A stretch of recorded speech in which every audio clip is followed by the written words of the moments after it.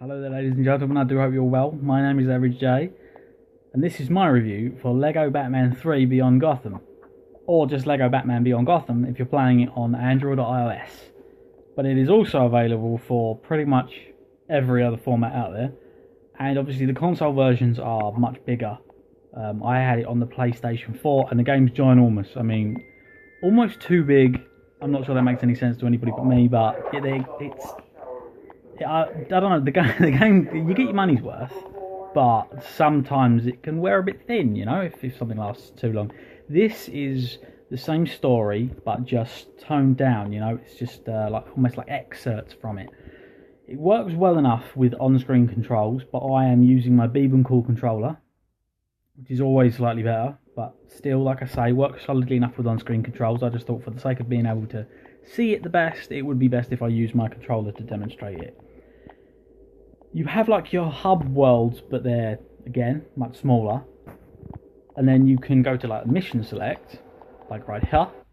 And whereas it would be, it's a big world map, or a galaxy map, whatever, on the console one, whereas on the handheld it's much more modest, just going through a list basically. So every mission has 5 objectives. The objectives are for mostly the same things. There's the odd bit variation here and there. There's a counter system, which is quite funny. Counters and finishers, so you've got to do those sometimes. You've got to find the Batman breakables and the Joker breakables. It's all very straightforward stuff, as you expect. So let's just pick something at random. Right, how about the 3rd chapter of that? So the story's funny. The dialogue's always very funny in these Lego games, and this is no exception. It's quite the amusing game.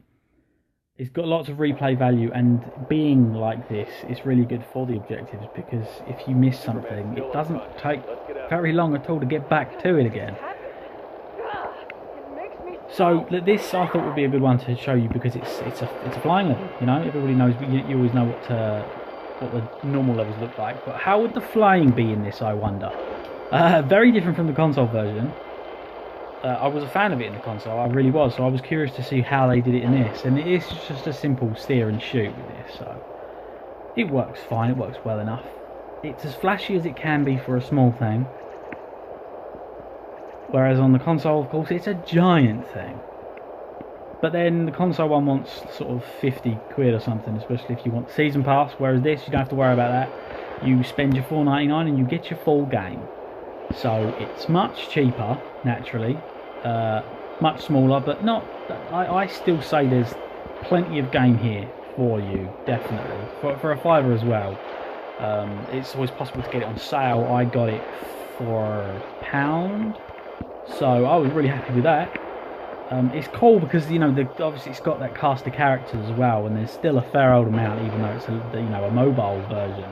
The full Justice League's in there, and of course with the Justice League becoming a big thing these days, it's yeah, it's just very popular subject matter, let's say. But it's great, and I still think that it holds up against the console version in the same sort of way, because you have to balance it out. You know, if it's 10% the price, you get 10% the play from it. I'd say you get more than that. So if anything, maybe the mobile version's better. Controversial statement. I like the idea that it's small, that it's easy, that the levels don't go on for half hour at a time. They're tiny. It's a small game. You may be wanting to play it out and about and on the go, so you don't necessarily want to be sitting there through a half-hour level. So this is great. I had a lot of fun doing it. I say a lot of fun doing it. I'm still doing it. I'm not going to be finished for a little while. So I give it 7 out of 10, whether you're on Xbox One or on the mobile. Solid either way.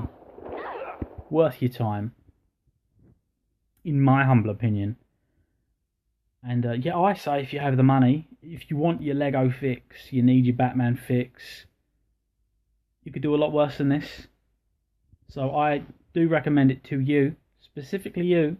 So yeah, I hope you found this helpful, and I very much appreciate your time. 7 out of 10. it's a caper. Thank you very much. You guys take care.